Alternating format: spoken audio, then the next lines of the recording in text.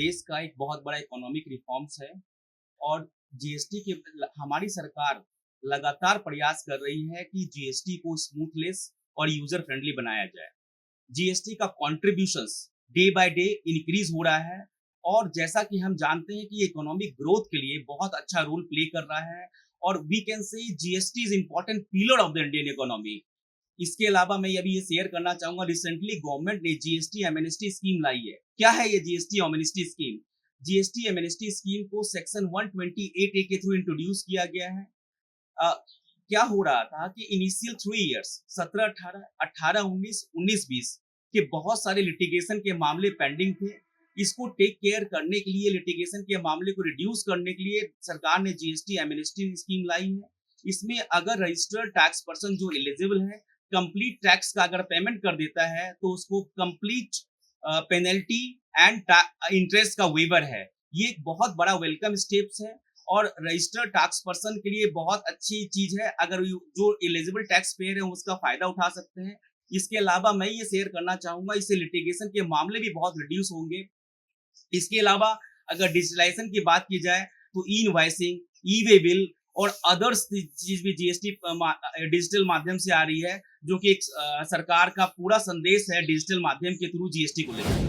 देखिए, GST is important pillar of the Indian economy, क्योंकि अगर आप देखें कि जीएसटी का contributions day by day increase हो रहा है और इकोनॉमिक डेवलपमेंट के लिए बहुत बड़ा रोल प्लेस कर रहा है। तो आने वाले समय में देखेंगे कि जीएसटी हम ये कह सकते हैं कि बहुत बहुत इंपॉर्टेंट स्तंभ है इकोनॉमी का। So it plays very vital role in development of our Indian economy. देखिए, जीएसटी फ्रॉड के बहुत सारे मामले सामने आए हैं, बट मैं आपको ये बोलना चाहता हूँ कि सरकार लगातार प्रयास कर रही है कि इसको कैसे कंट्रोल किया जाए और कैसे रिड्यूस किया जाए और कैसे डील किया जाए। फ्रॉड करने वाला व्यक्ति किसी न किसी स्टेज पर पकड़ा ही जाता है और सरकार डिजिटल माध्यम और अदर माध्यम से पूरा प्रयास कर रही है इसको रिड्यूस किया जाए और इसको कंट्रोल किया जाए। देखिए, जीएसटी ट्रिब्यूनल के पहले मैं आपको एक बात शेयर करना चाहूंगा। देखिए, अभी क्या है ना, जो एपेलेट अथॉरिटी ऑर्डर पास करती है उसका अगर कोई पर्सन एग्रीव है तो उसकी अपील वो ट्रिब्यूनल में कर सकता है, लेकिन अभी तक ट्रिब्यूनल ऑपरेशनल नहीं हुआ है, जिससे कि रजिस्टर्ड टैक्स पर्सन को बहुत प्रॉब्लम फेस करनी पड़ रही है।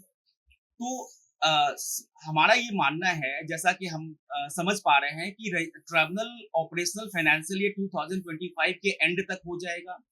ट्रिब्यूनल के ऑपरेशन होने से बहुत सारे लिटिगेशन मामले जो पेंडिंग पड़े हुए हैं वो एक्सपीडिट होंगे और रजिस्टर्ड टैक्स पर्सन को भी फायदा मिलेगा और लिटिगेशन के मामले रिड्यूस होने से काफी चीजें आगे बढ़ेगी। तो हमारा ये मानना है फाइनेंशियल ईयर 2025 के एंड तक ये ऑपरेशनल हो जाएगी। जीएसटी ट्रिब्यूनल किस माध्यम से आएगा, जैसा कि हम लोग एक्सपेक्ट कर रहे हैं, ये हाइब्रिड मोड में आने की संभावना है। ये फिजिकल और वर्चुअल दोनों होने की संभावना है।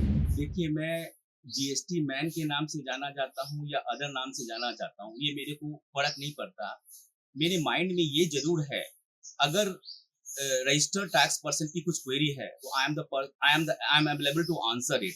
क्योंकि अगर कोई बिजनेसमैन की क्वेरी को रिजॉल्व किया जाएगा तो वो मेरा ये मानना है कि अगर बिजनेस आगे बढ़ेगा तो देश आगे बढ़ेगा और देश आगे बढ़ेगा तो हम लोग की उन्नति होगी।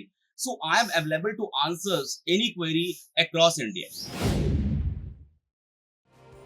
ऐसे ही खबरों के लिए जनता की आवाज को जरूर सब्सक्राइब करें और हाँ, लाइक, शेयर और कमेंट करना बिल्कुल ना भूलें।